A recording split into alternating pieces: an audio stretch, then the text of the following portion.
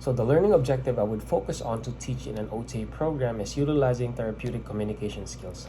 The objective is that students will employ effective therapeutic communication techniques, demonstrating empathy, active listening, and appropriate verbal and nonverbal cues to establish rapport and facilitate client progress.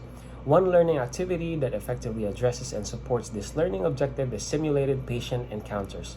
In this activity, participants engage in role-playing scenarios with trained actors or advanced simulators who portray patients with specific needs or conditions, allowing students to practice and refine their skills in a safe and controlled environment.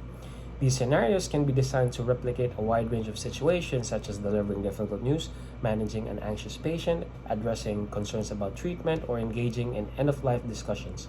The scenarios may include varying levels of complexity, allowing students to progressively build their skills. The simulated patient is programmed to respond realistically, providing the learner with immediate feedback on their communication techniques. In implementing the 4 steps of teaching and learning process, first is to assess the participants' existing knowledge of therapeutic communication principles through pre-tests, surveys, or open discussions. Then I will clearly state the communication skills to be practiced and define roles for participants and provide background information and potential responses or feelings for each role. In teaching, I will explain the purpose of the activity, set clear ground rules for participation and feedback, emphasizing a supportive and respectful environment. For feedback and evaluation, I will encourage participants to provide feedback to each other and highlight strengths and offering suggestions for improvement. The materials to be used in the activity will be a video recording equipment to capture role-playing sessions for later review and feedback, and visual aids such as posters or handouts summarizing key therapeutic communication techniques.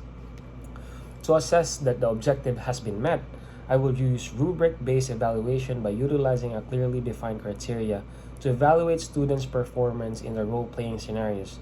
It will focus on the use of the specific therapeutic communication techniques, establishment of rapport and trust, handling of challenging communication situations, demonstration of empathy and understanding, and adaptation of communication style to the patient's needs.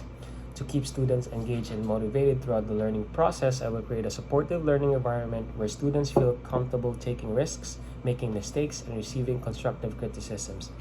The method I will use will be in person.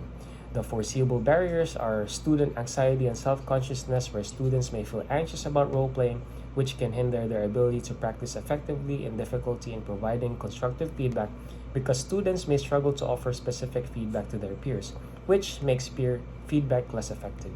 And to answer the question if I see myself in academia in the future, I would say yes, involvement in academia in the future is possible. However, for now, the priority is for me to develop strong clinical skills and gaining as much experience as possible in the field.